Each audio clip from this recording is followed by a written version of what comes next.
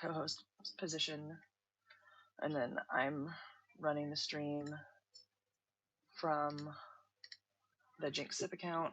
Mm-hmm. Of course, Twitch doesn't want to connect.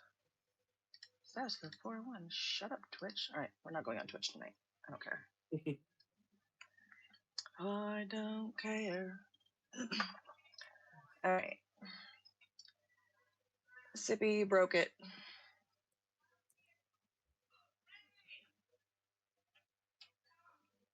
I'm being very specific on who I add on the speaker panel right now. We definitely will have like time for questions and stuff like that after. Yep. But I want to make sure that I have people up that are not going to interrupt. And because if I don't know you, I don't know if you're going to interrupt or not, which is why I'm being a little cautious. Yeah, that's why I asked. Hello there. Finally, all right, co-host invite sent. Hey, you need to put this out. This is an exclusive. We're the first podcast she's been on. Man, I'm doing like 12 things at once. We'll do 13. You do 13. That's what she said. Y'all even beat Megyn Kelly because she texted me this morning wanting me to be on her show. You're so like, y'all even beat Megyn Kelly. You're cutting out bad. Not on my end. It's you. It's your broken phone. All right. So we beat Megyn Kelly? Damn. Hell yeah, we did. Mm-hmm. All right. So yeah, if you haven't already, please repost the space. If you don't want to be in the space, if you'd rather like stare at a screen, then we're streaming on my X Live and also on YouTube and Rumble under the JinxedSip account.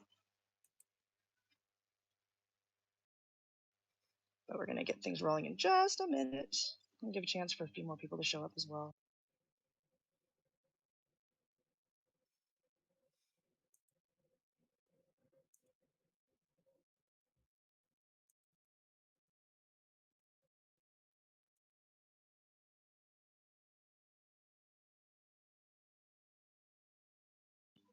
All right, I think I got it dropped into all my different groups.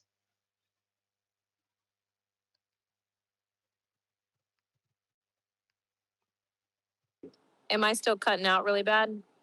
You're fine. I think it's Sippy.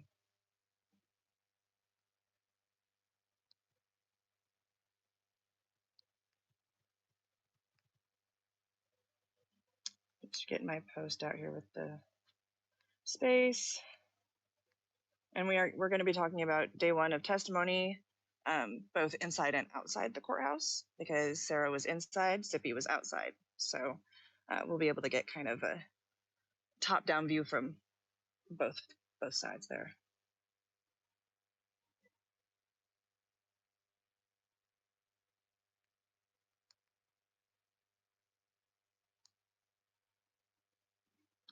All right.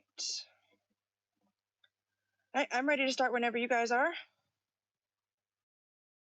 I think Sippy's having a hard time with connection. Sippy. Well, why don't I just hand you the phone when you want to talk? Because I'm sitting right across from you. Sure. Okay.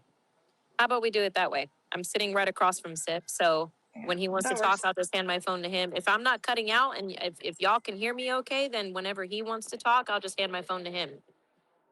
That's perfect. Southern, I'm going to give you the other co-host spot then. That's fine. Thank you.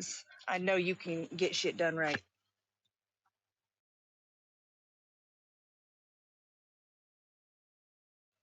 All right, Sarah, I'll let you take it away. And if you have any questions, guys, just hold it till the end after they've gone through everything, and then we'll start taking hands. That sounds good. Where do you want me to start? Do you want me to start from the very beginning of when I first got to the courthouse? Or do you want me to start from when I first got into the courtroom?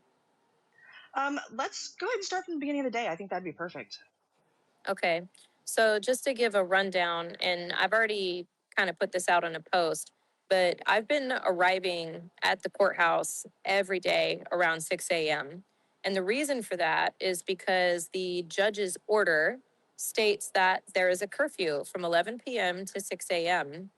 And so 6 a.m. is when I've been arriving every day, which is, according to the court order, the earliest that you can arrive. So that worked out pretty well for, jury selection. I was able to get into the courtroom every single time with jury selection because I would get there around 6 a.m. and be one of the first people. Excuse me. I'm just so y'all know, I'm probably going to cough a lot because I think I have bronchitis or something. I don't know. But anyway, beginning there every morning around 6 a.m. and beginning in the courtroom for jury selection. And so I'm sure y'all have seen my reporting about that. However, this morning was the first day of actual testimony and opening arguments.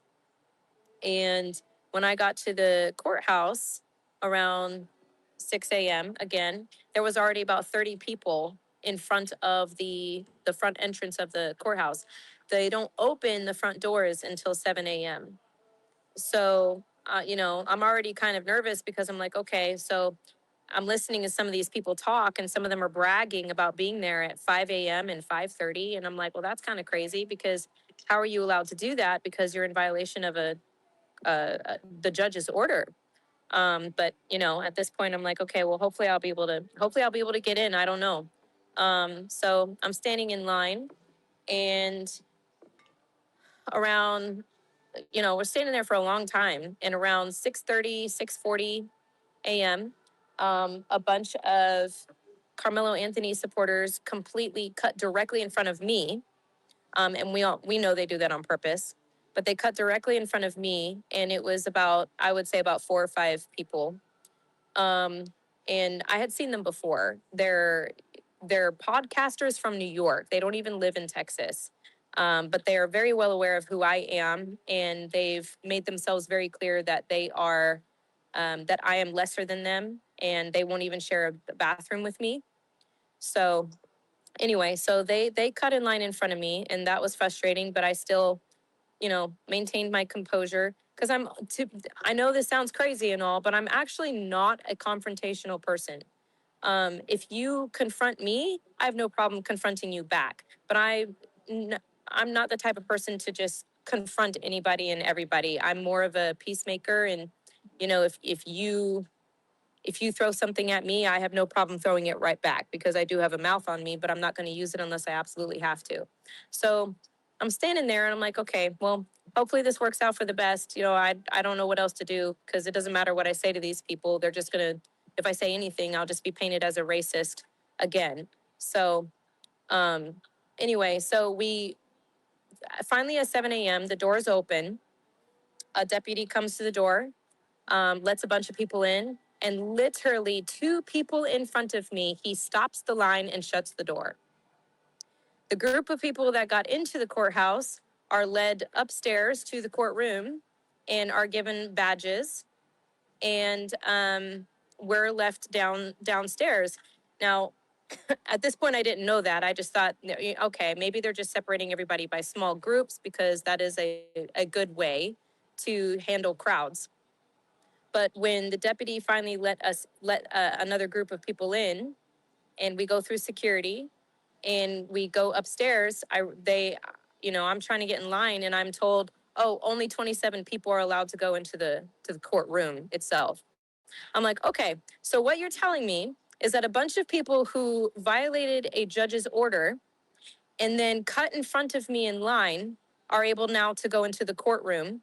And these are people who, for the most part, are Carmelo Anthony supporters.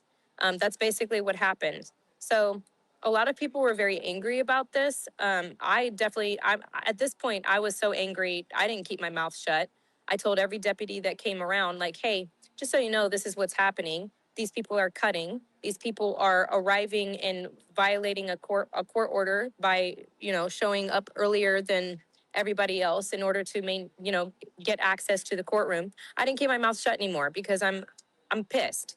So I waited around, and I don't know if y'all are familiar with Marianne, sorry, from the Daily Mail, but she's actually a friend of mine, and she's in there as media.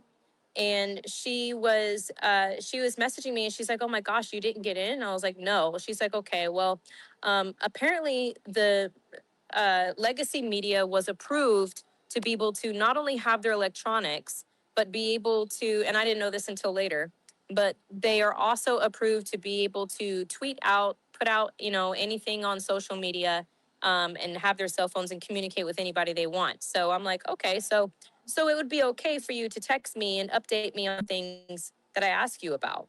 Are y'all still able to hear me? Because it says You're cutting out just a little bit, Sarah.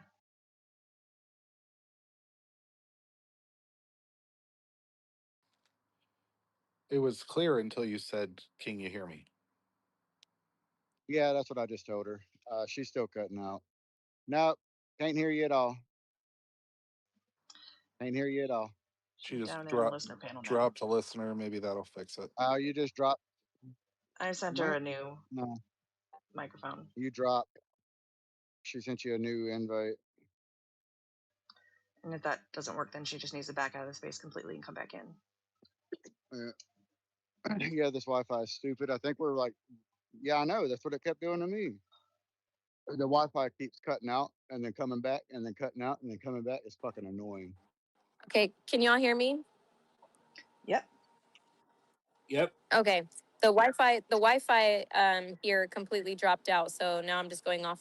It says I have 5G, but the internet here is just crap. Okay, so talking to Marianne, and I tell her, like, look, there are some things that maybe you can just provide me info on while you're in there. I had very little hope of getting into the court. Sorry, I was an accident. Truth, come on. Truth. What the fuck? Remove his ass. Okay, sorry. Can you hear me now? Yeah. Truth. Yep. Seriously. Okay. So anyway, so I tell her, like, there are certain things that I want to know about regarding this, about opening arguments. And particularly, I really wanted information about the video because I was being told that the video was being shown. And the reason I wanted that is because I saw the video a year ago, and they've done nothing but try to discredit me and say that I lied about the video. And some of them are even saying that I didn't see the video, and I did.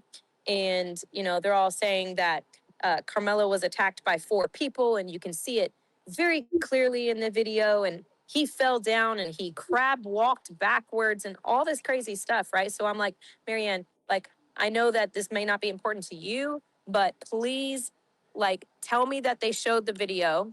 And if they enhance it, which is what I was told was going to happen, if they enhance the video, tell me if it shows absolutely anything other than what we already know. And she's like, okay. So I'm waiting around, and I'm being told, like, I'm probably not going to get a pass into there. The only way is if someone actually chose to leave, but no one's going to choose to leave that showed up at, 5 a.m. Or if someone got kicked out, which I'm like, okay, there might be a chance of that because Judge Roach is very harsh. And there was literally a Carmelo Anthony supporter that went in there that her belly was showing. So which is gross, by the way. Don't go into a courtroom with your stomach showing. So I'm like, I'm just going to sit here. I'm going to wait. I'm going to wait because I have a feeling something's going to happen. And I prayed and I'm like, okay, God, like, I'm not leaving. I feel like I need to stay here because I feel like something's going to happen. I was right. And, I'm so, God took care of me 100% because, they took a break. Marianne told me, yes, they're showing the video, but it's nothing we haven't already seen. I'm like, okay. And then they went to lunch around 11:30, and Marianne said again, yeah, they said they're going to show advanced video after lunch. I'm like, okay. So do you still hear me? Okay. Yeah, enhanced. Not Advanced. Sorry, enhanced video. Sorry, my brain has been mush, guys. I'm sorry. Enhanced video. Which I mean technically is advanced, but whatever. I know, I'm because here to my help brain her. is mush. I'm Guys, here to help her. I can probably count on one hand how many hours of sleep I've gotten since I've been here. So bear with me. Um, anyway, so lunch lunch is happening. Everybody was, walked out of the courtroom, and the sheriff walks up to me, eh, Sheriff Skinner, and he lets me know that he has a pass. And I said, okay. And he said, I have a pass. And he handed me over the pass and said, you're going to be guided to a spot in the courtroom. Guys, I'm not kidding when I say I almost cried, because I was not expecting that. I didn't think it would happen that way, but it did. And Sheriff Skinner handed me a pass. I was guided to a seat. And after lunch, I was able to take a seat in the courtroom. I was able to sit all the way at the end of the row, directly next to the jury, which means that anything the jury was shown, I was able to see as well. So then they come back from. Hold on one second. I wanted to cut her off real quick because I wanted to tell y'all. I told her, I was like, hey, if you get in, text me so I could come get your phone. She didn't text me. And then she stopped texting me back because I was checking on her because I was out in the fucking parking lot. And I literally took off all my like plate carrier and, you know, you know, my other protective measures, and was about to go John Wick on these motherfucking deputies if I didn't find Sarah. I'm just saying, like I was, yeah, fuck no, no. I saw that her phone was still in the courthouse, so I was like, okay, she's still in there, but did somebody attack her in the bathroom? Because that's actually a fucking possibility, right? Because there's no sheriffs in the bathroom. So, Yeah, you got to and communicate she with your lost support connection. staff, Sarah. Yeah, she lost connection. She'll be back. I couldn't. Can they hear me? Can y'all hear me okay? Yes. Okay, so Yes. I couldn't. That's the problem. So let me explain what happened. When the sheriff actually freaked me. Cut out. I cut out. Damn it. I hate this. No, Okay, I you're can back. hear you. No, we're hearing you perfect, Sarah. Okay. You So, thought you were. You thought you were. okay. All right. I got it.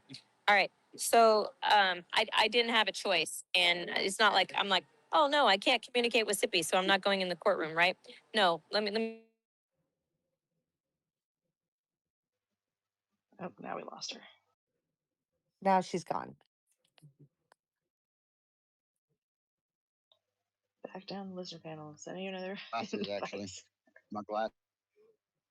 Oh, did you just? It's not my Oh, phone. she's fully out. I guess. Hang on. Oh my God. Can y'all hear me? Yeah. Yes. Okay, I'm on this. Um, and I can't see anything. Terrible. Hear me? They're not terrible. They're not prescription. God. All right. I think I might have turned them off. What happened? Oh, You're you can't turn them little off. funky sounding over I there, mean, you guys. can, but no, they're not off. Looks like connection was lost. We can hear you. Can y'all hear us? Yep. Hello. Yes. Yeah. I dropped out. Can y'all hear me now? Yes. All right. So these Carmelo Anthony supporters, Sheriff Skinner is a very large guy, and he's intimidating. But I will tell you what, I actually like him a lot. He's a very kind man, a very fair man. Um, and I think he knows, he's kind of been able to gather by observing that these people have done nothing but try to intimidate me since I've gotten here. Like I don't mess with anybody. I sit there and I wait and I'm just here to report, and I've made that very evident. But what they will do is they will follow me into the bathroom. Can they still hear me? Okay. Yep. What they will do is, that's so loud. They will follow me into the bathroom and they'll, talk their crap in there and try to intimidate me in the bathroom. And it doesn't work, but that's what they do. Where was I going with this? Oh, so anyway, Sheriff Skinner, I was sitting there, and when he did come to me with the badge and told me that, he had the badge, he said I had to go directly in and that I had to give up my phone because I could not bring my phone in there. And there was literally no one around me except for this wonderful uh, Hispanic lady that I had befriended since early that morning. And she was the only person I'm like, you know what? I'm going to trust you greatly. I'm going to hand my phone to you. Please go find Sippy and go hand him my phone because I'm going into the courtroom. And she's like, okay, yeah, yes, I'll find him. Like she was a big fan. I could tell. Like she'd been following me. She was an absolute sweetheart. So that is why Sippy never got a text or anything from me because I had to act very fast. I had to hand over my phone and go straight in. Otherwise, I was going to miss my chance. So Likely story. my fault, but not my fault, but my fault, whatever. I don't even care. She almost got a bunch of deputies fucked up. That's all I'm saying. Anyway, so I walk in, and like I said, I'm over there right by the jury.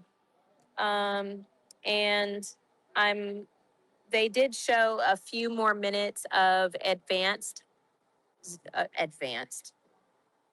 enhanced video footage of the footage from Frisco ISD.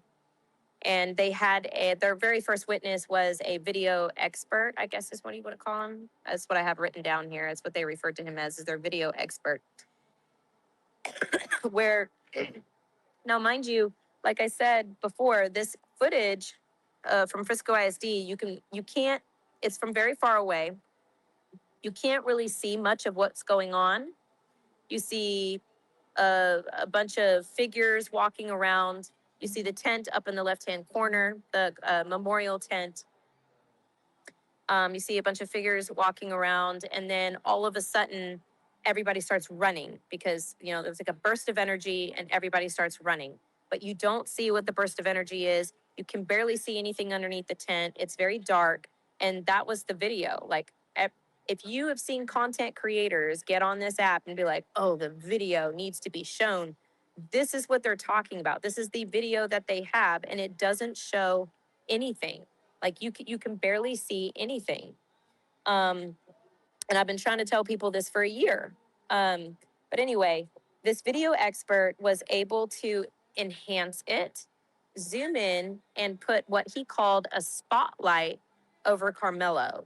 So basically, what you see with the enhancement is the tent in the left-hand corner. Okay. You see the tent in the left-hand corner, upper left-hand corner. You see what looks like individuals underneath the tent. There's quite a few people underneath the tent, and it's not raining. It's maybe sprinkling. There's no pouring rain or anything like that, and it looks like one individual pushes another individual, and it doesn't. Even the video expert said it's not a punch. It's not a fight. It's not it doesn't look like anyone's being attacked or anything like that. What it looks like is one individual pushed another individual, like with his hand straight out in front of him. And he kind of leans forward and pushes an individual. That individual immediately bounces backwards. And then you see everybody scatter, freaking out. You can tell everybody's freaking out, scattering. That's the point where he put the spotlight over Karmelo, and you see Karmelo run upwards in the bleachers above the tent. He kind of runs off to the right a little bit, and then he runs down and he runs towards the entrance of the stadium. And that's literally all you see. You can't see anything crazy or any kind of fight or anything like that. And you know what? If there was a fight, you would probably be able to tell that there was some sort of scuffle or fight. but that wasn't the case. I'm actually looking at my notes now because I took a lot of notes, and I'm sorry if there's a lot of background noise. When Karmelo ran over to the entrance of the stadium, you can kind of see him in the footage stop, and he begins to walk back away from the entrance, but walk back onto the track. And then you see in the spotlight an officer. You can actually see that he is with someone, but you can't tell who it is. And then you see an officer arrive, and you know it's an officer because he's telling you it's an officer. Takes possession of Karmelo, and then that's pretty much it. They also showed some video footage of Austin and Hunter entering the stadium. And then literally 15 minutes later, you see Karmelo let out by police from the stadium. So this happened very quickly. Um, let's see. I wrote some stuff about the defense really interrogated the video expert about whether there was a big push or a fight or anything. And he maintained, he's like, no, he's like, you, you can clearly see that there is a push. You know, one figure pushes another figure. They both kind of bounce back, and then something really bad happens because you see everybody running. He said you can't see any evidence of a punch or a fight or anything like that. And it's actually interesting because I added in my notes here, and this is before they brought in any other testimony. I added in my notes here that I had previously been contacted by a coach that I ended up interviewing. And let me make this clear, this was before the gag order and before the protective order. I interviewed a coach who had told me that he was able to stop Karmelo, and that he said something to Karmelo of the effect of, you just messed up your life, didn't you? Something like that. And so that's what I remembered of the interview, and I wrote it here in my notes, and that's important to note for later.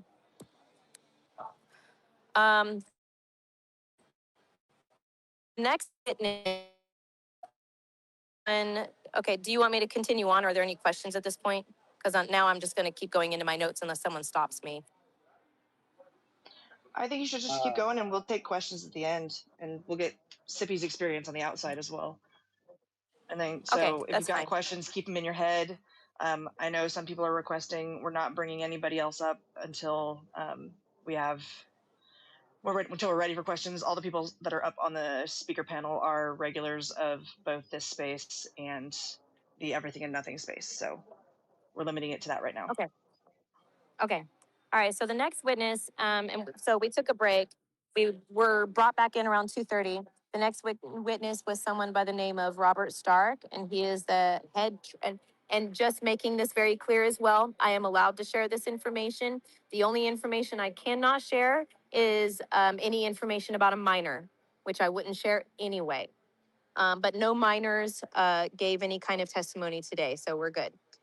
So Robert Stark was the head track coach of Memorial High School. He also does strength and conditioning for the football team. He's the assistant. He's also the assistant coach. The assistant coach for the football team. He was the position coach, which I don't know much about football language, but he said that he was the position coach for Austin and Hunter.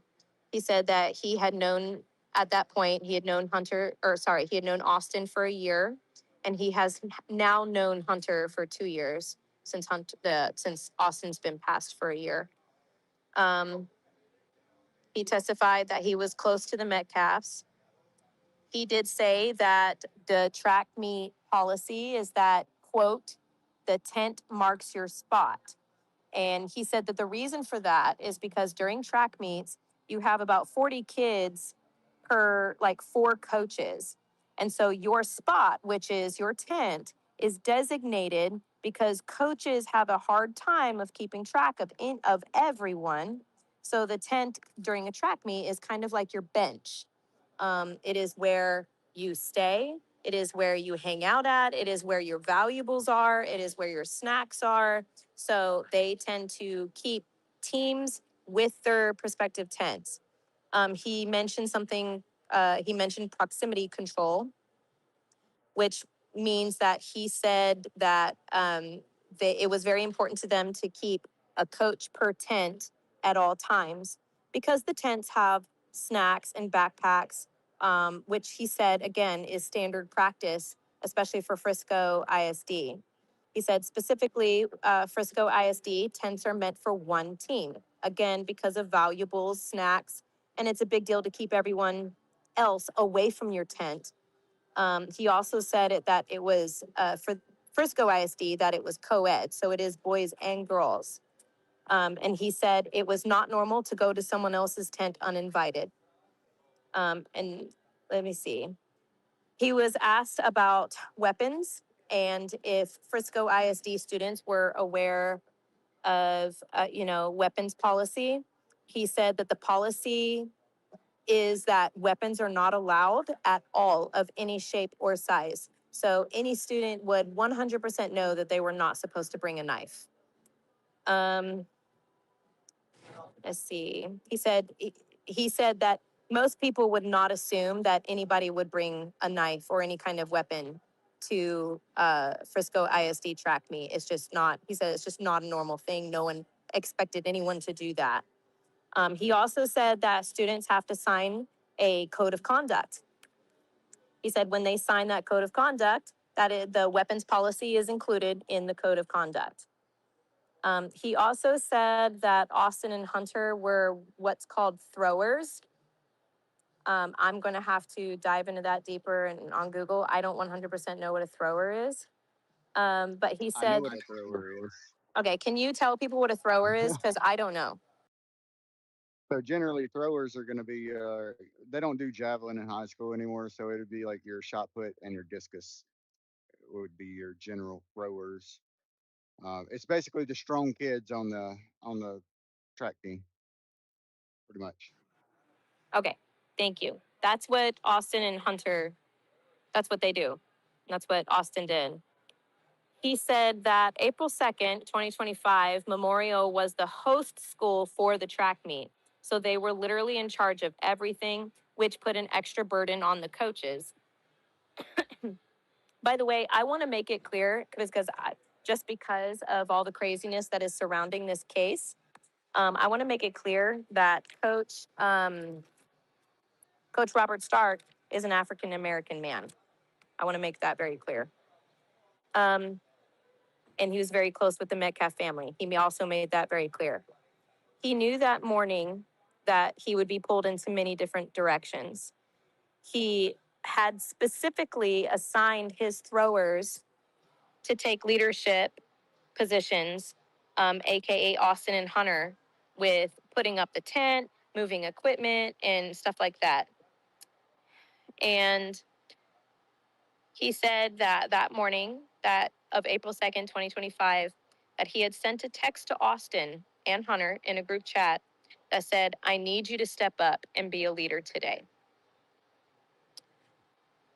Which really broke me because just trying to put myself in his shoes, if I told someone to step up and be a leader, and then later on I learned that someone was trying to step up and be a leader and it cost him his life, I would be living with a lot of um, guilt. And I know he shouldn't be, but I'm just telling you, that is where I feel like this man's head was. He also said that there was not a rain delay. He said that it was raining, it was sprinkling, and he said there was a lot of confusion because they did feel like it was probably going to rain, but there wasn't any heavy rain yet. So there was some confusion on the track about whether there was a delay or not, but they had not received an official delay. He said it looked like it would rain, but track was still running as usual. And then he was asked about what happened around 10 a.m. And he said that because they were the lead school for that day, for that track meet, he said they were pretty much in charge of providing snacks and food and things like that. And apparently there was a missing crock pot. He didn't think it was a big deal, but apparently the students let him know this was a big deal, that there was a missing crock pot. So he had to leave the stadium, and this was around 10 a.m. He had to leave the stadium and get the crock pot from a coach that was parked in the parking lot. And then he had reached the parking lot. He had gotten the crock pot. He was around the bottom part of the stadium. He was walking back from the lot when he said that he saw a bunch of commotion and people were running from his tent that he was in charge of. He said he dropped the crock pot and started running. He was trying to run back to the tent. He apparently even hopped a fence at one point to do so. And then he kind of paused there with his testimony. And the prosecution said, "Can you please tell us what you saw when you got to the tent?" He said that he saw Austin. He said that his face was purple and there was a hole in his chest. Um,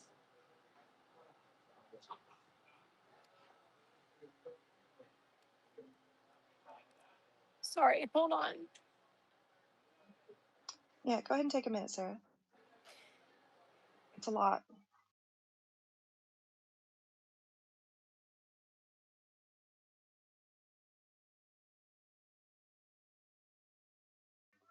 Yeah, it's a lot for anyone to have to hear, on a space by itself, but, to be in court and hear the testimony makes it, that much harder. So I can totally understand why Sarah's having such a hard time with it. Because, I mean, I'm not really a crier, and I feel it a little bit here because, I mean, it's, a young kid that lost his life and for no reason. So it's, it's a lot.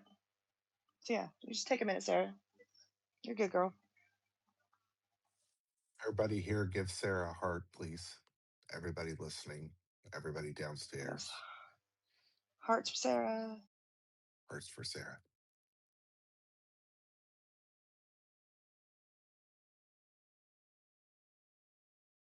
Hey, I'm sorry. I'm trying to get through this. Because what's really sad is this wasn't even the worst testimony that we heard this afternoon. Um, he said he saw Austin and his face was purple, and he saw a hole in his chest. And it was at this point in his testimony that he started to cry. And someone told him that he needed to help an individual. This individual is a minor, so I'm not going to say the name just out of safety. But apparently, it was someone that had been close to Karmelo in the tent. And he said that the prosecution asked him, "What did you hear?" And he said that he heard Hunter, and Hunter kept screaming, "Do something, coach, please do something."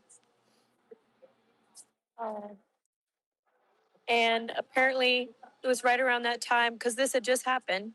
Hunter pointed at Karmelo, who was at the time walking on the track.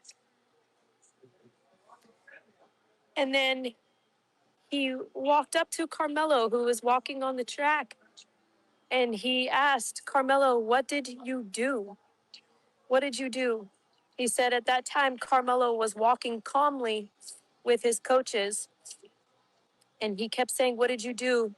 And he was so upset that he took his hat off of his head and threw it on the ground. And then he said after that, Karmelo began to cry. But he had not begun to cry until after he approached Karmelo. And then he went back to Austin. Also, it'll be in my notes later, but I know that around this time, apparently, one of the coaches that was with Karmelo was a Centennial coach and had told him to leave because they didn't know that he was a Memorial coach. But later on apologized to him because he didn't know that he was a coach. He just thought he was acting crazy because he was throwing his hat on the ground. And so he told him that he needed to leave. But he ignored him. It doesn't matter. That's just part of the story. Um, he went back to Austin. He said when he went back to Austin, people were working on him. So there was nothing he could do to help Austin at that time. He was told that he needed to help Hunter. He said that he gathered up Hunter and that he prayed with Hunter. And he said that right when he started praying with Hunter, that is when it started raining really hard. And he said that when it began raining really hard while he was praying with Hunter, that's when he knew that Austin was gone. The prosecution then brought him Karmelo's mugshot and asked him to identify Karmelo.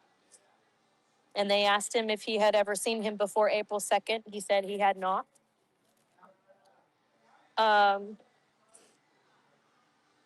They also went into the fact that apparently before the track meet, he had gotten angry with Austin because Austin had left early from multiple athletic events to go fishing. And he kicked him off the track meet for that because he and his brother just kept wanting to go fishing. And he was upset with him for that. But he said he didn't actually intend to kick him off the track meet, but he did it just to kind of teach him a lesson, like, look, you need to be here for your teammates. And then he had brought him back onto the track meet.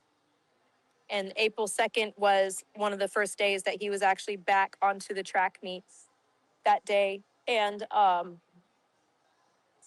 that's the morning that, of course, he encouraged them and said that he needed them to be leaders. And Austin said that he wanted to support his team. And by the way, these are not alleged text messages. They showed the text messages on the screen. So all of this that I'm saying to you did happen.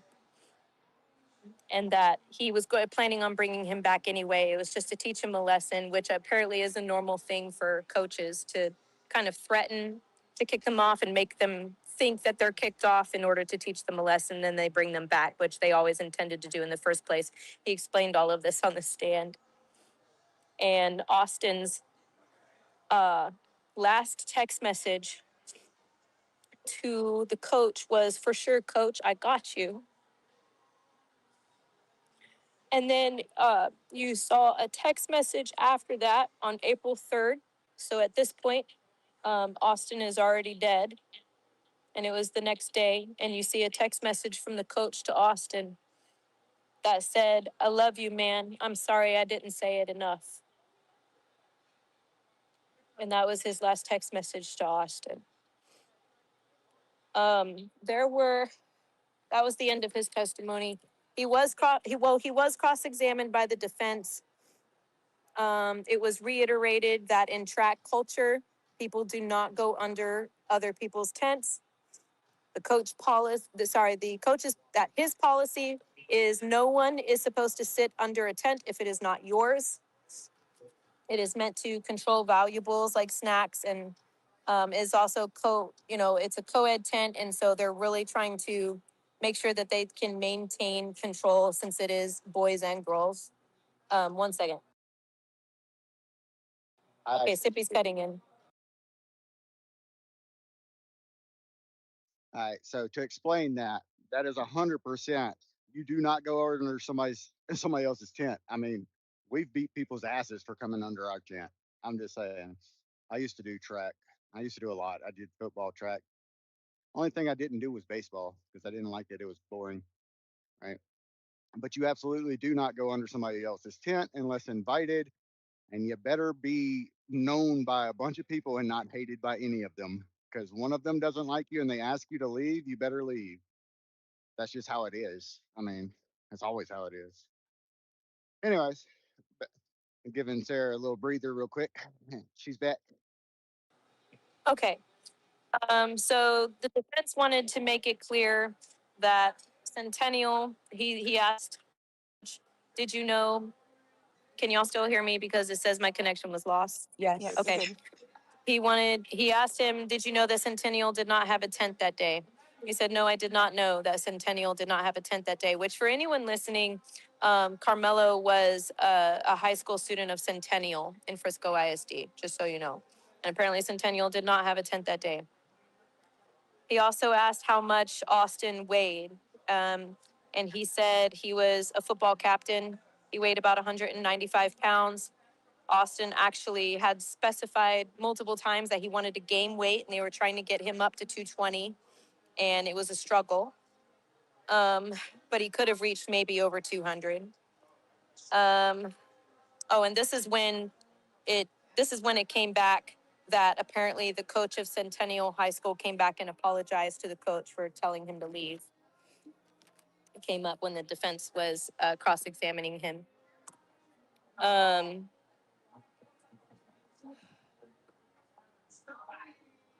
then I'm trying to remember in my notes here, because this was towards the end of the testimony. Apparently, Carmelo, when he said, "What have you done?" or "What did you do?" He said, "What did you do?" Carmelo said he put his hands on me. Apparently, he told a lot of people this same statement over and over again. He put his hands on me. And then his testimony was over after that. It is, gosh, there are 1, 2, 3, 4, 5. I still have 6 more pages. Nope, 7, 8, 9, 10. Okay, I have a lot of notes, guys. That was a really rough. That was definitely one of the roughest. There were several more. There were several more coaches. There was another coach by the name of Tiffany Whitaker, and she was the athletic trainer for Memorial High School.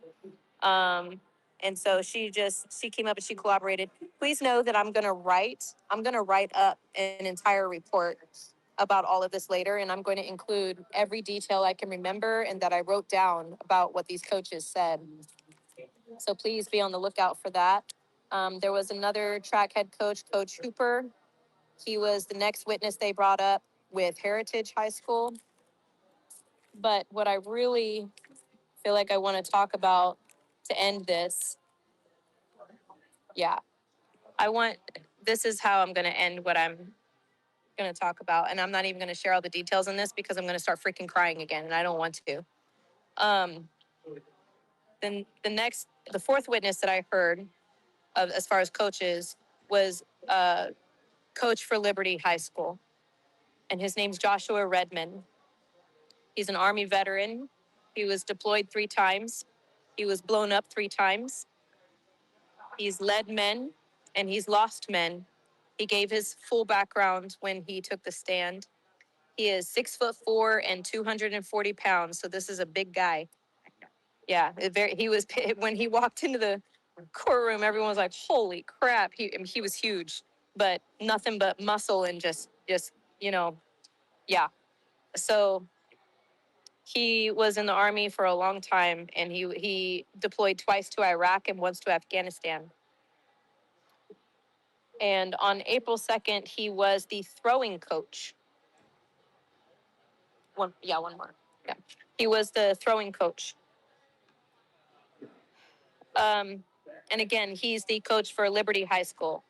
Liberty High School tent was maybe 20 feet away from the Memorial High School tent.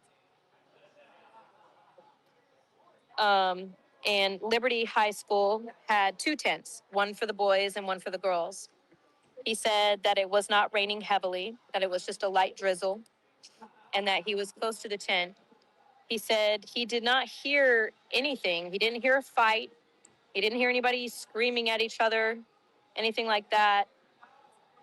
He didn't hear anything apparently until he heard a bunch of people screaming, and I'm sure you know what it sounds like. He explained it. He said, "You know what it sounds like when someone is running down aluminum bench bleachers. It's loud. It's really loud."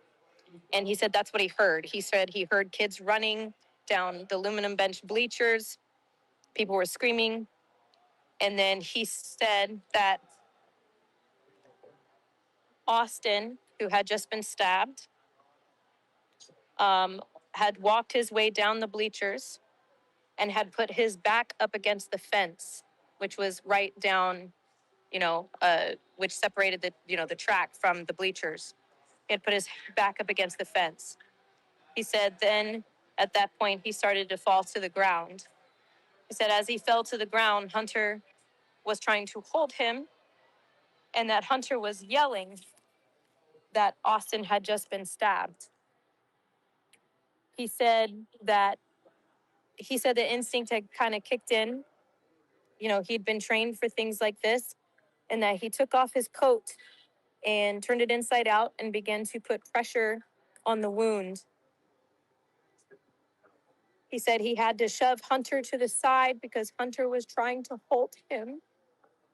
Oh my God, how the fuck am I supposed to get through this? He said Hunter was hysterical. He said that based on location of the wound and the amount of blood pouring into Austin's abdomen, which he meant internal bleeding, he could tell that it was not good. He said it was at that point that he could tell that Austin was agonal breathing, which I don't know if many people here are familiar with what that is, but it's not actual breathing. I believe it's also known as, I think, the last breath, because it means that you're It's dying. close to that. Yeah, it is in those final He said it phases meant of that dying. Yeah. he was already passing. And he said this was before EMS arrived. He said that before paramedics arrived, he knew he was already gone. He said that he then went to the locker to wash his hands, and he left the jacket where it was. He said the jacket was soaked in blood. And then they played the 911 tape, because during the 911 tape is when he was trying to give life-saving, he was trying to provide life-saving actions to Austin during the 911 call. Then like I said, they played the 911 call. That was really, really hard to get through. I'm just going to tell you that right now. And you can hear people screaming in the background. You can hear him working on Austin in the background. You can hear him screaming. Stay with me, Austin, stay with me. Come on, Austin. He said, come on, Austin, stay with me. And then the 911 caller asked if Austin was breathing. And the person on the phone said, no, he's not breathing. Kept asking if Austin was breathing, but he wasn't. It was at this point that apparently the coach knew that he was at the point of agonal breathing. But he said he didn't want to say that because he didn't want to make it so that no one would try to bring him back, if that makes sense. He didn't want to say it out loud, especially with Hunter, because you could hear Hunter crying and screaming in the background of the 911 call. You can hear them give a description of Karmelo on the 911 call. They describe him as some kid from another school. They didn't seem like they knew too much at that point. I don't want to talk about the 911 call anymore. It was really bad. Then they showed pictures of how close the tents were to each other, which again, like I said, the tents were 20 feet apart, which means he was so close to the tent. He was right there when it happened. So he would have heard anything that went on. They then showed a picture of Austin after he had already passed away. He showed it to the jury old school style, which that means that he just showed them a picture. They did not put his picture on the screen out of respect for the family. But they did show a picture on the screen of the jacket that was soaked in blood. And then they brought out the actual jacket. The inside of it was covered in blood. They showed it to the jury. The person who was on the 911 call, I added in my notes here, was Coach Thayer. Coach Thayer, which I have a feeling we'll hear from Coach Thayer on another day. He was cross-examined by the defense. He stated that he had heard no yelling or sound or any indication of a fight. They asked him if it was uncommon to talk to other people in between events at a track meet. He said, no, it's not uncommon to just talk to other students. These were strange questions, I'm not going to lie. And then it was after his testimony that uh, we were done for the day. It was 5:50, and definitely one of the worst too. And I'm going to go into more detail of it when I share my report. But this is what I'm going to share in this space, and I definitely am going to write up a more detailed report later. So I'm gonna pass it on to Sippy now because I'm like emotionally kind of done. So Yep, I don't blame you. Thank you so much for sharing that with us, Sarah. And we will get to questions after Sippy tells us about what it was like outside. And we're not going to take a ton of questions when we do get to questions. And All right. So questions need to be actual questions. Hold on, Sippy. can you Questions hear will need me? to be actual. Will need to be actual questions and not Yeah. like How about personal how attacks. about we do questions in the purple pill? Yeah. Questions in the purple pill, and then we'll bring you up to watch or to ask them if they're actual legitimate questions. I And love if you it. ask something different, we block you. Everybody blocks you. Cool.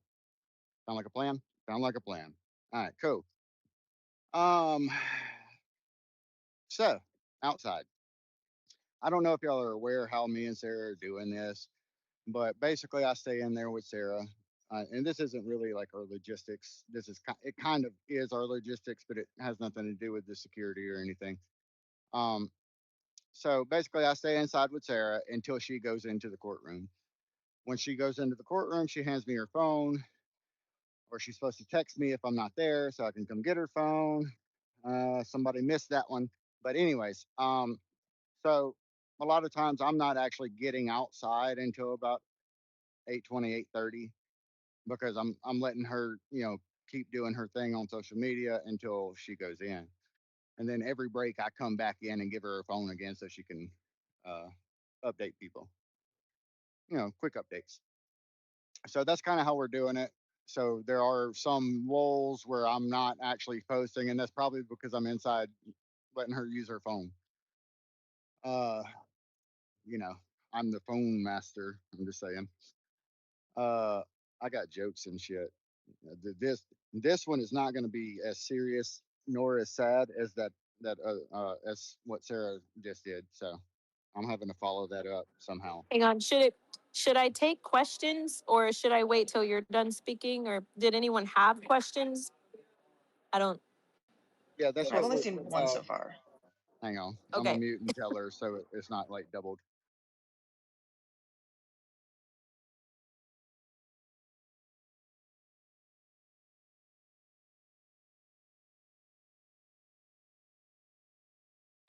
Okay.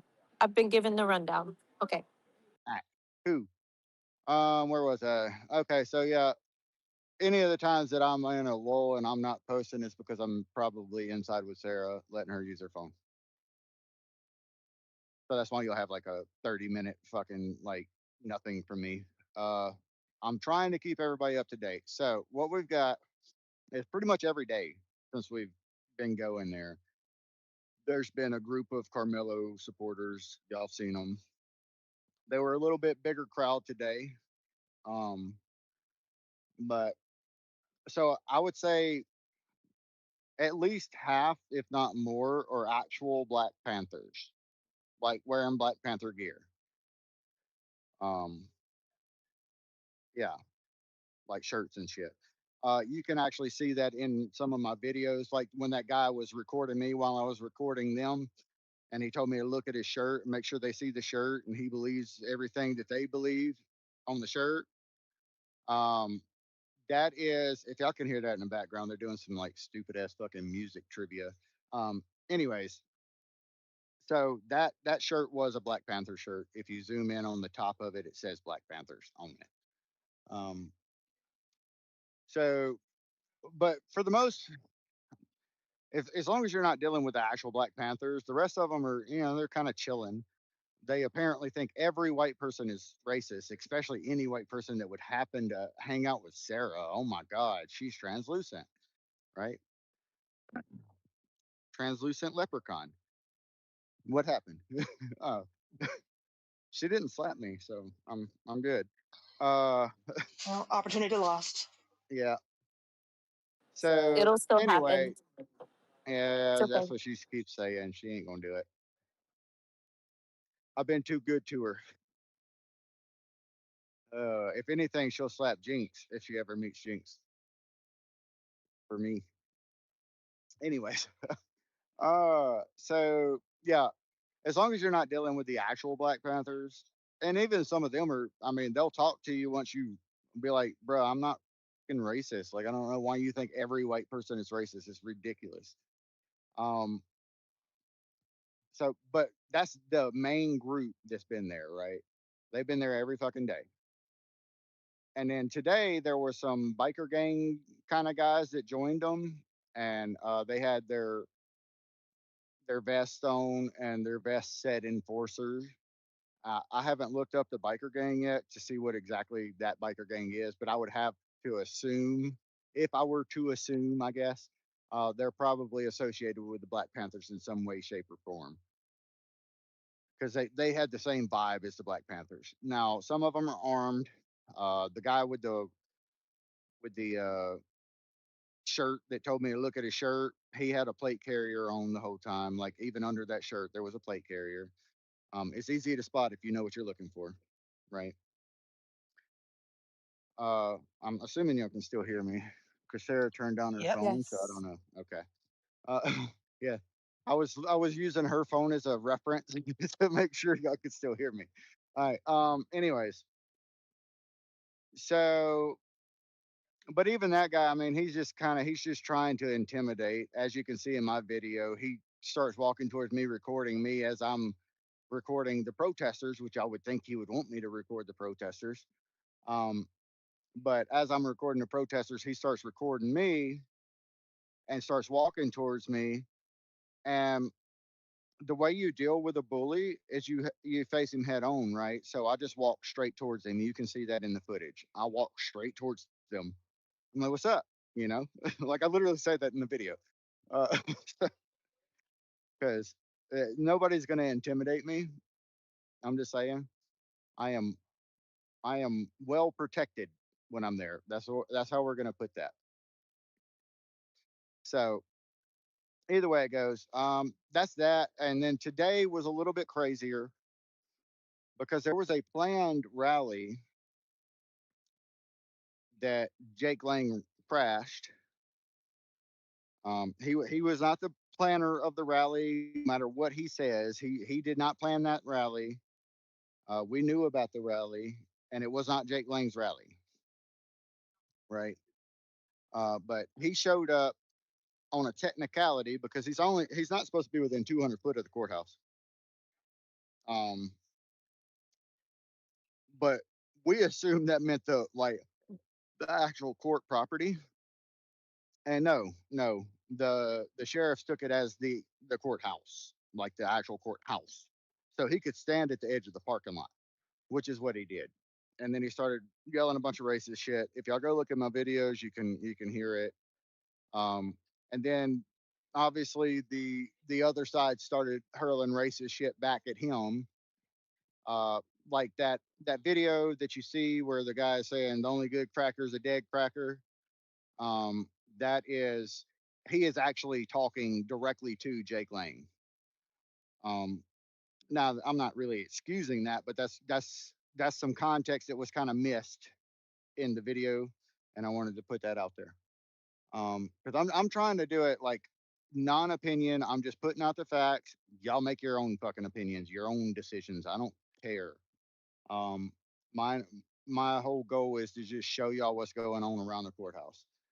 Now, when you get closer to the courthouse, security's so damn tight. All you've got is like a bunch of mainstream media, fucking like glorified fucking influencer setups, basically. There's big ass fucking lights that are sitting there, and they got their little umbrellas and shit.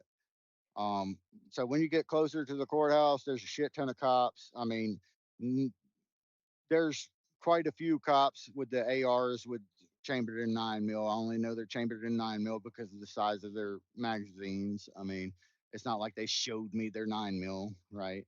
So I guess it could technically be chambered in 45 because that'd be about the same size magazine, but it's probably a 9 mil. Anyways, so once you get closer, the security's a lot tighter, which makes it a little bit easier to keep um, the translucent leprechaun safe. Um, anyways, yeah. So when Jake Lang showed up, they went crazy, like at each other, and all the videos from today were basically Jake Lang versus the Black Panthers. So all the racist shit being thrown back and forth. I'm like I said, not excusing it, but I'm telling you that they were responding to what Jake Lang was saying. So it was kind of like it could have been an emotional response. This fucking rabbit is like just chilling, bruh. You see this fucking thing? It's just fucking chilling, like fucking 2 foot in front of me, Sippy's ADHD triggered, guys. No, Sippy, I bruh. can't see it. I don't see a rabbit. Oh, there's a rabbit. Hey, he's just chilling. He's just hanging out. Um. Ism. Anywho, so I mean that's basically it. Like, yeah, that's basically it. Actually normally pretty chill on the outside. I mean, there's some tension. Like I walked past that group the first time, didn't say a fucking word to them, just walked past them, snapped a couple pictures just so I could report it. And bruh, they hated me. And yeah, I'm assuming y'all saw that Savannah Hernandez was getting, some flack from them. She was getting flack from them because she actually ran into me first and asked me if I was a protester, and I was like, "No, I'm here with Sarah." And she's like, "Oh, okay. Well, then I'll see you later, probably, because I think Savannah wants to do like an interview with Sarah." Yeah, yeah. Anyways, so yeah, after she walked away from me, I told her, I was like, "Well, I mean, the guy over there with the white square on his shirt, which is the same guy that was recording towards me, right? Um, I was like, he seems pretty fucking passionate. He might be a good one to ask." Well, she went up to him and he's like, "No, fuck you. You're with him. Fuck you." And she's like, "I don't even know him." By the way, I had never even talked to Savannah Hernandez. She doesn't follow me. She talked to me because she thought I was a fucking protester. I mean, like, anyways, but then after that, she said she couldn't talk to me because they hated me. And I was like, I don't know why they hate me. I guess it's my redneck voice. I don't know. Uh, I mean, I can be translucent too. I think we both got Irish in us. So, but yeah, that's pretty much it. Like I said, the ones that you saw the video of them chanting, those people. I mean, they're fairly open to talking to people. I've talked to them a couple times. Um, they seem actually fairly peaceful, but the other half of the group is just straight up uh they hate white people, honestly. I mean, there's no other way to put that. So, I mean, technically, we need some Japanese person to come up in there and talk to them. Maybe a short Japanese woman. I don't know. But yeah, that's pretty much it.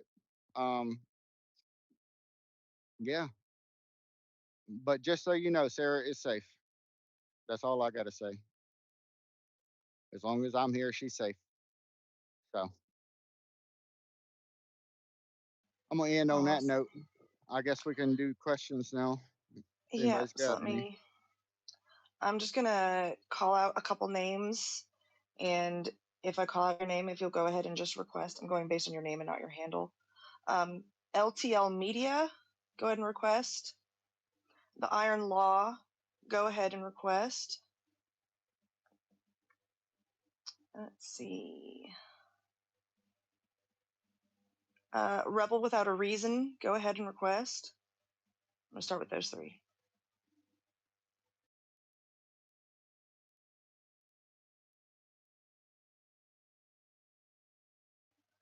All right, we'll start with LTL Media. Hey, thank you for allowing me to join this space and ask Sarah a question. I want to just thank her. By the way, she's been sharing some of my coverage. I did kind of a breakdown of what she's basically been going through this entire ordeal and this whole entire trial. Her exposing the Carmelo supporters, especially Dominique, and all the work that she's done in that. And it's just. We don't want independent journalism shut down. She's doing amazing work, and I've been following her on X. So I just got a question for her. So, Sarah, I'm just curious. Because cameras can't be in the courtroom, what's the one moment that you think the public needs to understand about how this trial's unfolding so far? And also, can you just tell us a little bit about how the jury's reacting? I'll go to mute, and I'd love to hear her answer. I think that one of the most important things that people need to understand about is that what you're asking? What people need to understand about the trial so far? Yeah, like Right. what are your observations? And of course, like we want to know how the jury's reacting right now when they're hearing the statements and seeing the witnesses. Yeah, so the jury is actually maintaining their composure very well. Um, I'm here to tell you that today was really hard, and a lot of people were very emotional. And Jeff Metcalf was sitting directly behind me. Megan Metcalf was maybe a few seats down from him, and this was very hard on them today. And they were, at one point, Megan Metcalf wasn't even looking up. She's just crying with her head in her hands.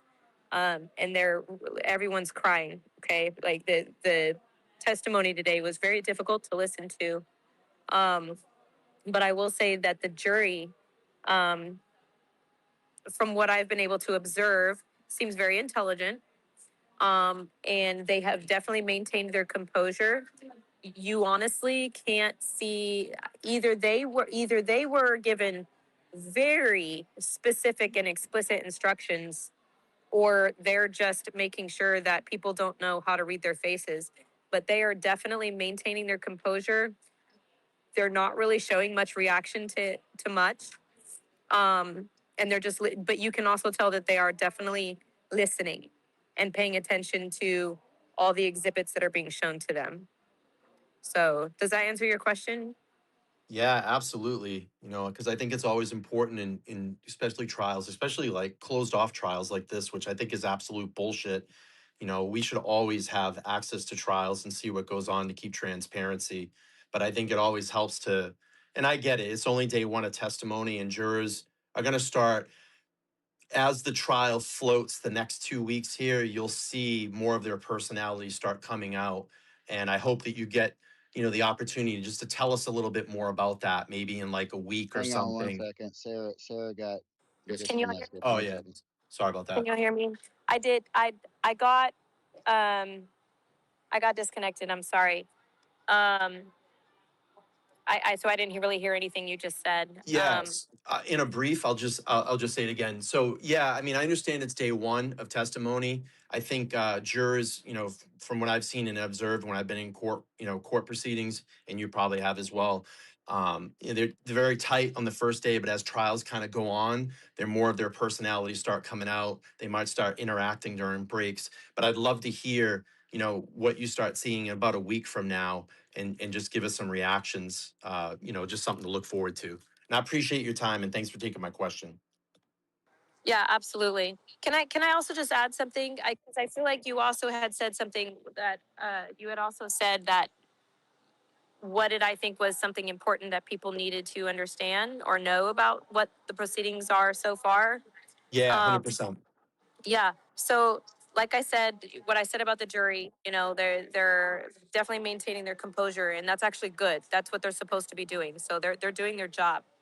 Um, the other thing I want to really make clear is that so far there is this entire narrative right now being spun about how Carmelo was attacked, and all these rumors about how Carmelo was attacked by 4 boys, and all this crazy stuff you hear about how he had to defend himself. so far, based on the testimony and based on the footage that we have already seen on day one of opening arguments, I have seen zero evidence to support that he was attacked. I have seen zero evidence to support the fact that he felt like he had to defend himself with deadly force.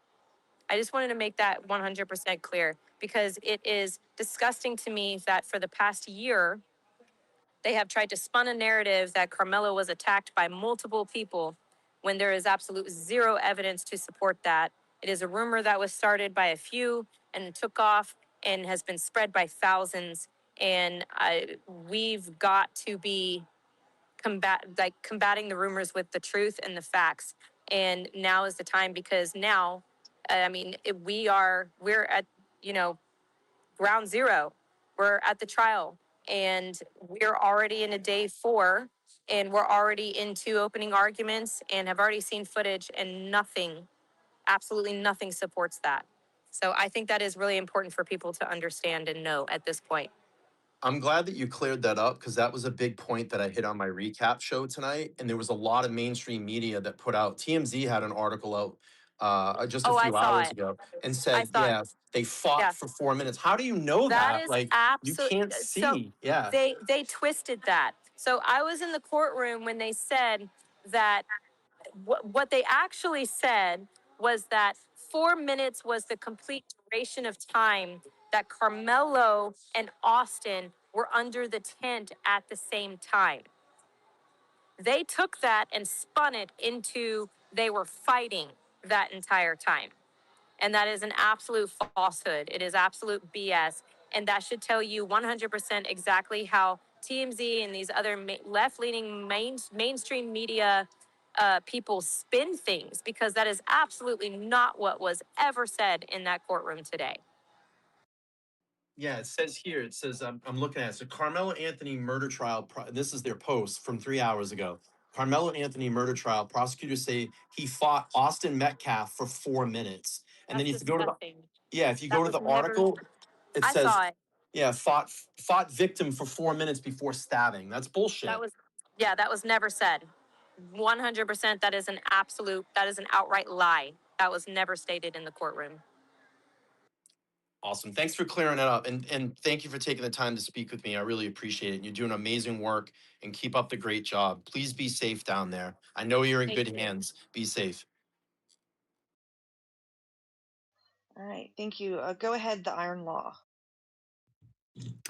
Yeah, my question was along the same lines, just the sense of the jury. So I think that's been answered. So I'll just say thanks for all those who are there covering this. Really appreciate it.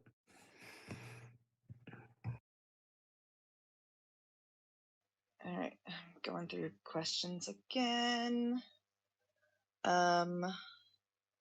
Let's go ahead and bring up Loki. I was able to answer his last question or request, but he does have a couple other questions.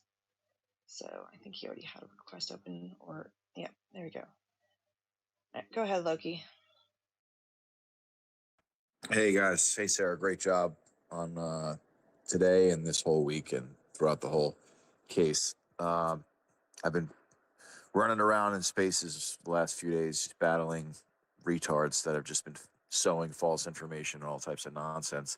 I wanted to ask you, I know you spoke briefly about the jury.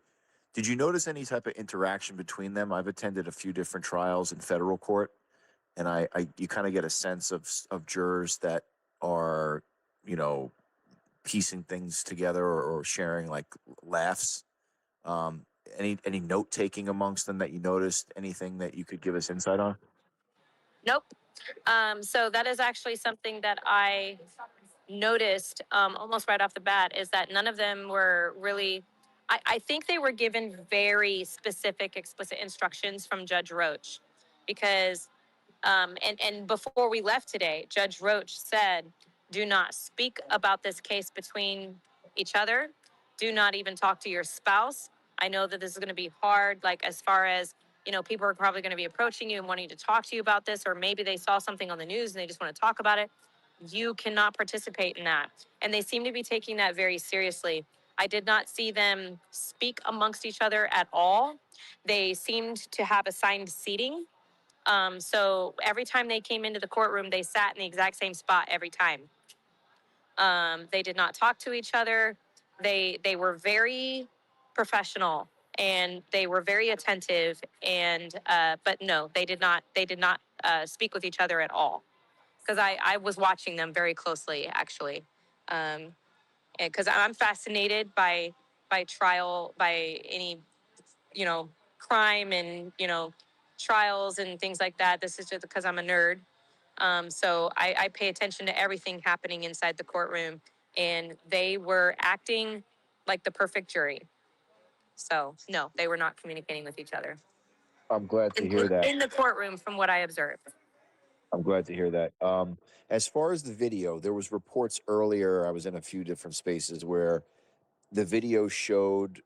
This is alleged, and I didn't believe them anyway. But they were saying the video showed 4 people go underneath the tent, and that they were reporting that they could tell who was who based upon the feet or the shoes or the legs of the people that were going under the tent. Is that accurate at all? No, and I laugh Okay, so because that I'm was just good. sorry. I laugh because this is the same narrative they've been trying to spin for the past year. You absolutely cannot tell who anybody is. Everything is very dark. Everybody looks like they're just wearing dark clothing. You absolutely cannot tell what kind of shoes they're wearing. I can tell you that right now.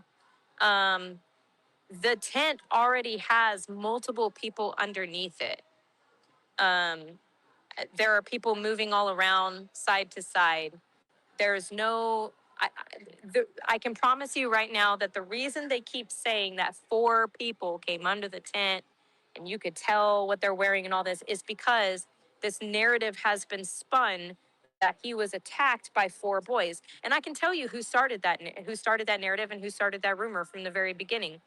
It was Tiffany Billions, and all her little minions were spreading that. She had literal campaigns and emails and people with social media who were spreading this rumor that 4 boys attacked Karmelo. There is zero evidence of that. There is no just 4 grouped together people uh, going into the tent. You absolutely cannot tell what's on their feet.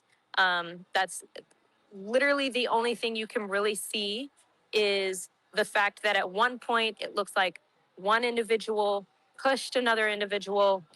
The individual that was pushed bounced right back. And then obviously it was at that time that Austin was stabbed because that's when everybody scattered and was running in all different directions. So yeah, no, that's a falsehood what you heard. I figured. These people are out of their mind. They've been also threatening to do other things, but I'm enthused that they feel so comfortable to do this in a public place like X, where federal agents and other investigators can be surveilling them and then getting up any potential cases if they do cross the line. Another question regarding the trial transcripts. Have you tried to get the trial transcripts? And were there any sidebars today? Because we'd be able to see those in the trial transcripts. Trial transcripts will not be available until after the trial is over and the gag order and the protective order has been lifted. Oh my God. Yeah. That was part of the order? So part of a protective order is that because everything needs to be fully protected in the way that it does, I promise you, you will not get any trial transcripts. I mean, I can't get anything. I've tried to send several open records requests regarding this case, even after the protective order, just to kind of see what I could get away with, if I could get any kind of information. And I just keep receiving the same response over and over again that this is under a protective order. So I promise you, the trial transcripts will not be available until after the gag and the protective order are lifted. That's such crazy news because I went to the Diddy trial and the Roman Storm trial, and we were able to get the trial transcripts through Pacer and the court Well, the reporter. Diddy trial was public, right? Well, It this was live trial is streamed. no, definitely not. They don't. Federal trials aren't. Was There's it no not? cameras. No, Oh, it there's no wasn't. Okay. There's no cameras in federal court. You're not allowed.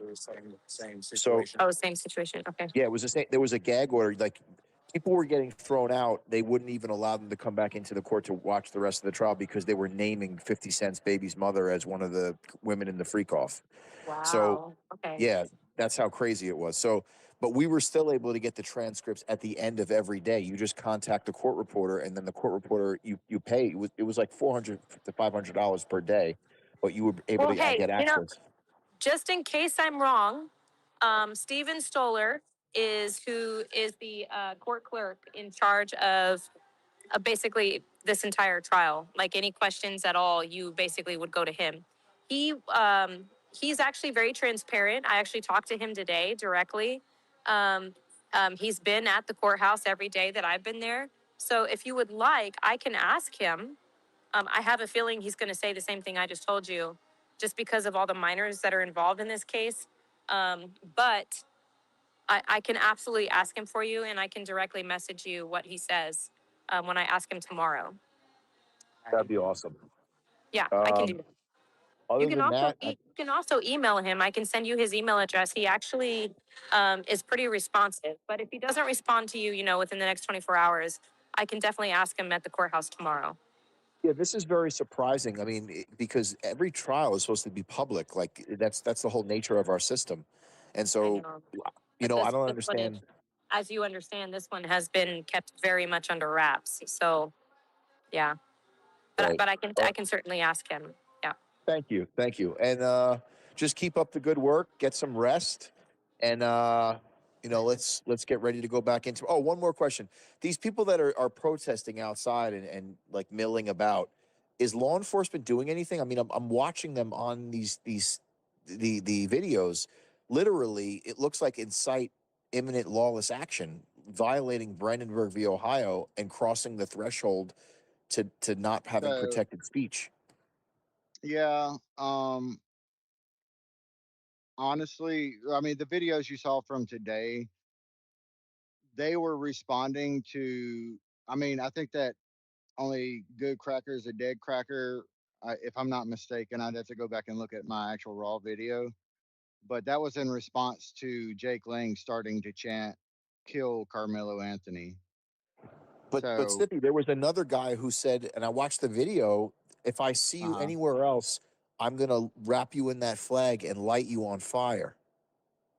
So yeah, I'm the one that went through that whole video for Sippy. He was sending me videos and I was clipping them for him. Um, so all three of those are from the same 16-minute video that Sippy sent me. yeah, The cracker, dead cracker thing was quite a bit after, maybe like 7 or 8 minutes after the Kill yeah, Carmelo Anthony chant. Because the response to the Kill Carmelo Anthony chant was the "Keep your hands to yourself" chant. yeah, yeah, And then it was like another few minutes later, maybe 4 or 5 minutes later, that you get um if the sheriff wasn't here yeah. But Jake thing. Lang was still saying dumb shit. I mean, he was just there Oh trying yeah, to cause problems, right? And then he's somebody an came up in agitator. a Crusader mask, which I saw him. He's probably in here, honestly. I saw him comment on X. But you got to think tensions were high. If they started arresting anybody, it was going to end up being a riot. So they were kind of just letting shit go. Uh, they were just letting people get the shit out, and then they sent in like literally SWAT came in and separated everybody and made everybody get on their side of the grass or whatever. Because they're just trying to keep the peace. They don't want to riot, and I don't think arresting anybody would help that situation at all. They might come Gotcha. back and get them later, but I doubt it, I honestly. wouldn't be surprised to see some other, outlaw motorcycle gangs show up to show as a show of force against these other guys that showed up. That would be pretty cool. Well, cool is a relative, I guess. Uh, I Um, might need to go get some more plates for that. But, I have a question from YouTube. okay. Um, so this would be for Sarah. Said, did Carmelo look confident? I wonder if he thinks he's going to win the trial. Thank you all for covering this case so extensively. I only looked at Are you saying like during trial proceedings? Yeah. Yeah. I don't know. He I only looked at him a couple times. He was kind of on the opposite end of me, so it was kind of obvious if I was looking at him because I would kind of have to lean forward and strain to see him because I was on the very far left side of the courtroom, right next to where the jury was, and he was all the way on the right hand side with the defense. And I did look at him a few times. He just kind of has a blank stare. I don't really know how else to explain it. He doesn't show any emotion, like at all. There's no crying, there's no smiling, there's no showing of anger or anything like that. It's like a blank stare. I really don't know how to describe it other than that. I really don't. And it pretty much stayed that way for the whole day. So and Sippy's right. He was probably coached to not show any emotion. So that is likely what was going on, but it was pretty much just a blank stare.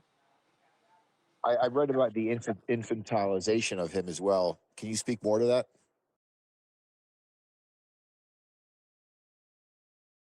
The infantilizing. Okay, Yeah. so repeat your question. Can you explore that a little bit more? What else are they doing to make him appear, like a He's wearing kid a or? large suit. He's Oh my gosh, did y'all lose me? It says that my connection was lost. No, we You're can No, hear we good. can you. hear you. You're good.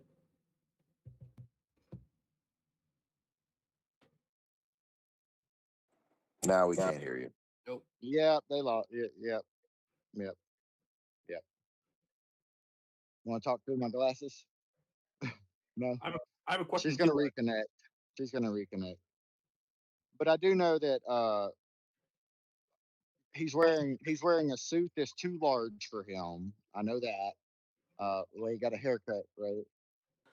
Yes. Like they're basically trying to make him look like a little kid. Yeah, he looks very clean cut. He doesn't have the same haircut. It's shaved very close to his head. So his hair is very, very short. He has a blank stare, I don't know, it's just very blank. And a suit, the suit he was wearing is definitely too big for him. So you could tell what they were doing during jury selection. Um, So, and yeah, referring to him as Mello instead of the defendant is very odd to me.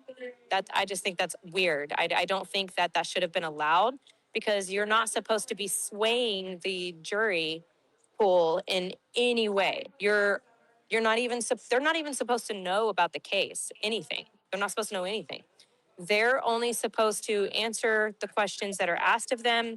And if they have questions, they ask their questions. But I just thought it was very strange that he was referred to as mellow during jury selection. And yes, yet again, wearing a large suit and basically being made to look like a child. Um, but as far as expression, again, he had just a very blank stare on his face today, the whole time. Your strategy for tomorrow when you go in, so you don't have people cut you in line again. Do you have any different type of aspect to that, or talking Not to the going to speak sheriffs? on it. Not even Okay. going to. We have. Let me look down here. We have 63 Anon listeners. So I'm not going to say a word about how I plan on getting into the courthouse tomorrow. Smart. No, Yep. I don't really want you to give it away, but like I would address law enforcement and be like, "Hey, what's going on I here? Like, did. why?" Yeah. I did. I told a lot of law enforcement. In fact, I think I said that at the very beginning of this space. I was telling anyone who would listen to me. I also eventually was actually able to have a conversation with Sheriff Skinner, who, again, I'm going to say I got a very good feeling from Sheriff Skinner. He seems like a very cool guy, very kind, um, very strict, but very kind. He's kind of intimidating at first because he is a big dude. And I understand I'm a little person. I'm very small. So everybody is big to me. But I promise you, he is a very large man. So, but after talking to him, he's a good guy. And he definitely listened to me when I explained to him everything that happened this morning. And I think he heard me. And I think something is going to be done about, my complaints tomorrow. But as far as how I'm going to get in the courthouse tomorrow, I'm not going to talk about it. By the way, her saying she's a very little person is a insult to little people because she is way smaller than that. It's very rude. My God. I got a question for Sarah. Hey, during the Go ahead. trial, were there any large outbursts where people were thrown out? Say that again. What? So during the trial, have there been any large outbursts from people watching that got thrown out? No, I mean, keep in mind today was the first day of actual testimony and opening arguments. But so far, no one has been kicked out for any crazy outbursts or anything like that.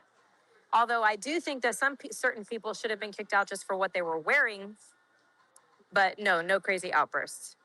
But you also have What do you mean? like What were they wearing? what's up? There was one woman. So mind you, purple is Carmelo's favorite color. So a lot of the Carmelo Anthony supporters are very easy to spot because they are wearing like a deep dark purple. And one of the individuals walked in with a dark purple matching shirt and pantsuit, but the shirt stops just under the bra line and just has straps that go across the stomach and the back. So you can clearly see her stomach. And I don't understand how she was allowed into the courtroom that way. It looked like something that you would wear to the club, not into the courtroom, but Well, whatever. she Just was need a barf thinking emoji. business, and business is, like her business is prostitution, probably. So, right? Did she look like she is into Calling salads for or that. hamburgers? Probably hamburgers. I would say it was hamburgers for sure. Yeah. Oh, but you also got to think. That's what I was going to say a little bit earlier.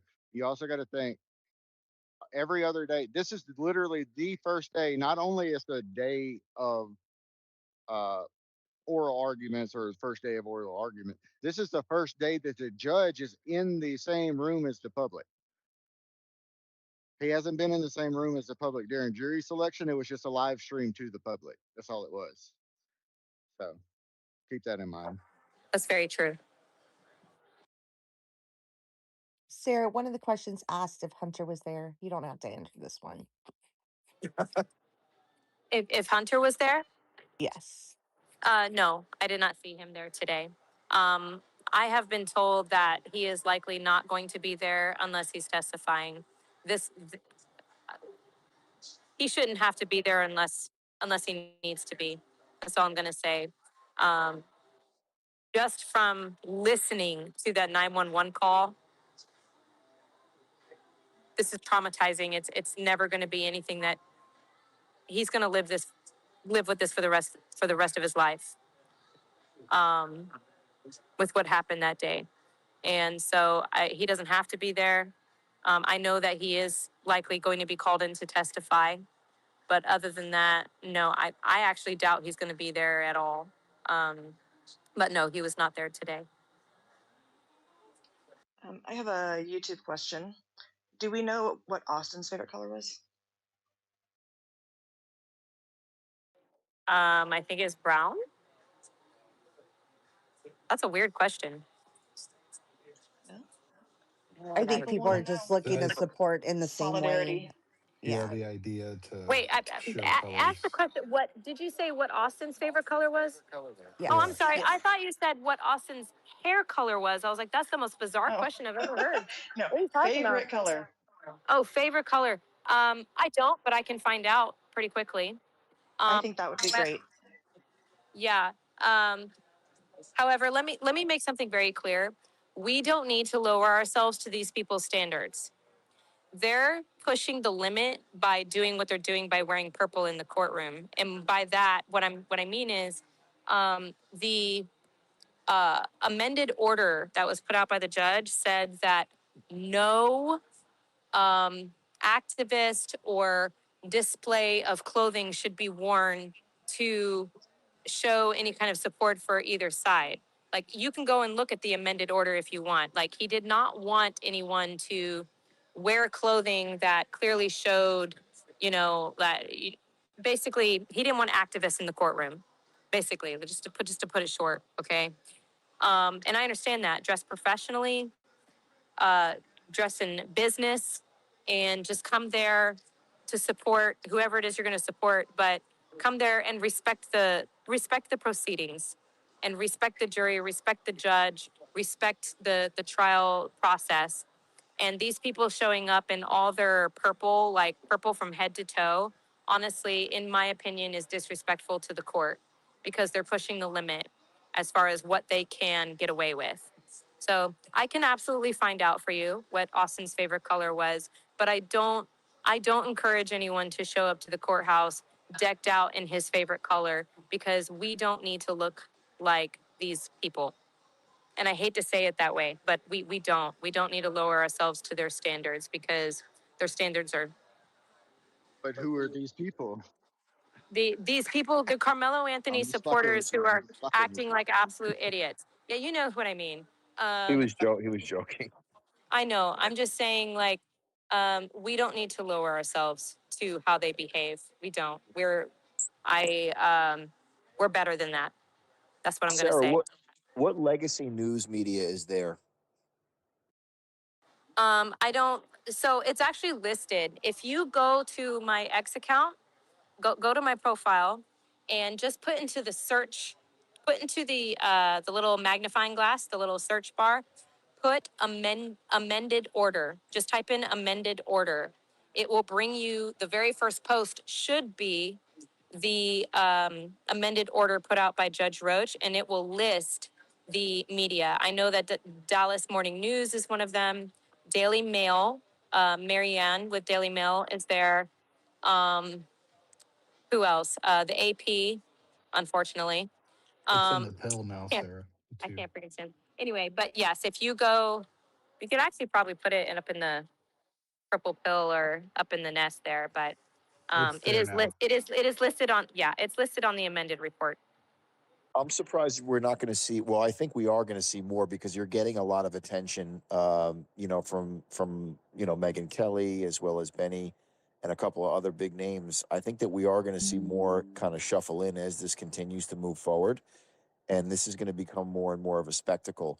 Also, in conjunction with what happened on Monday with that return in the Ricky Chow case, um, that has thrust this into the spotlight, and that is now accelerating a lot of these lunatics in their vitriol, at least in the spaces, and I would imagine in some parts of the country. You know what? Good. I'm glad that's happening because put these people on full display.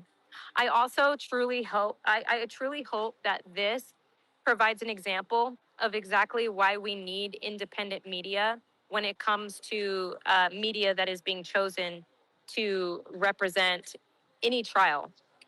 The fact that they only picked legacy media and it's just a bunch of, mainstream media, mostly leaning in the same direction, that needs to change, in my opinion. It really needs to change. And a lot of people were actually really angry that I wasn't put on the list for media.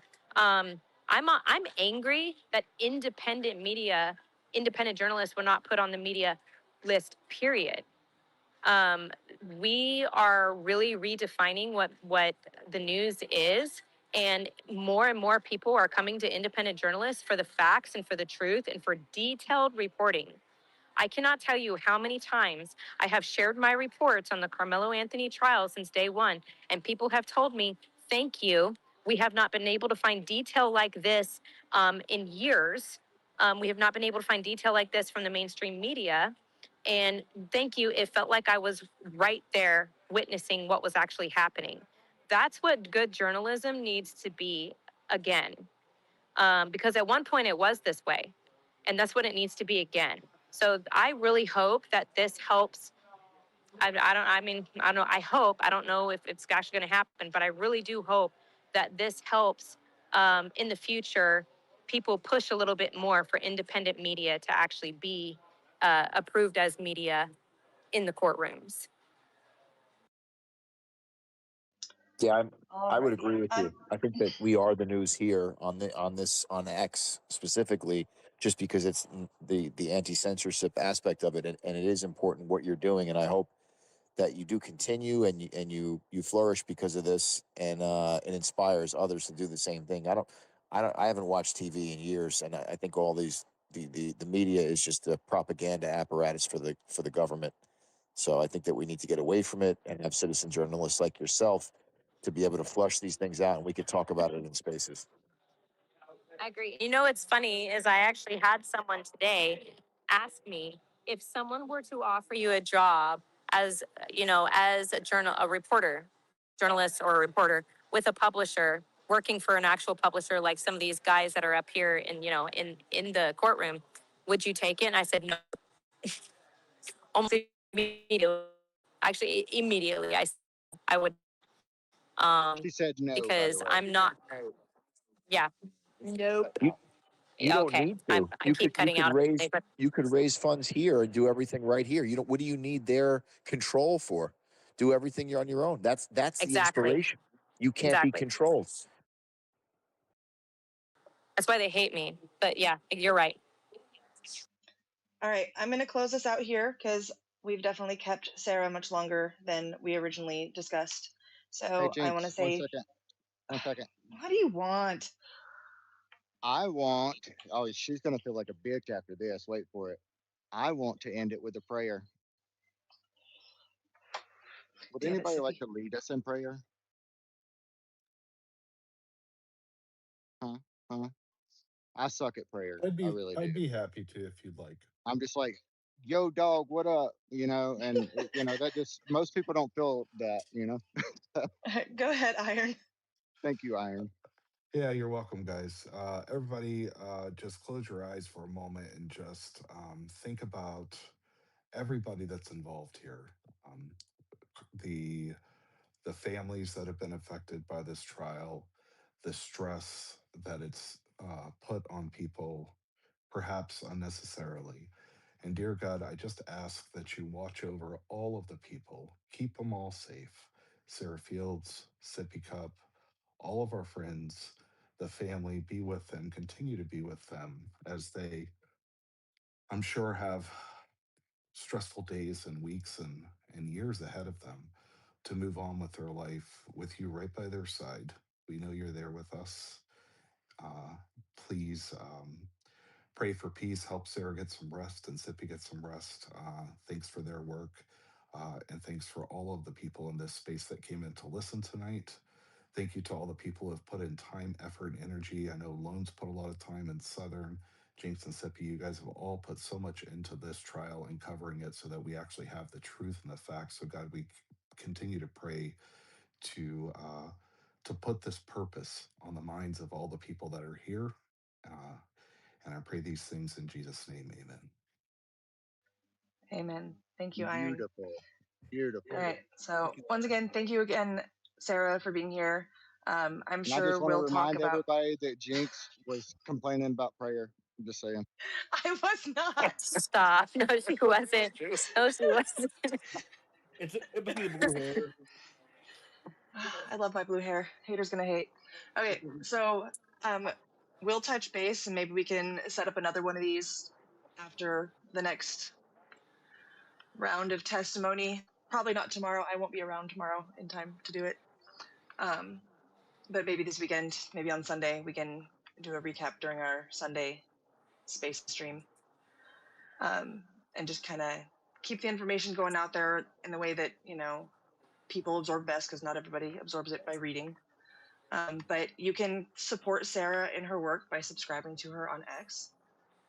She's super awesome, and she deserves the support for all of the hard work that she does and all of the risks that she's put herself at to cover this case since the beginning.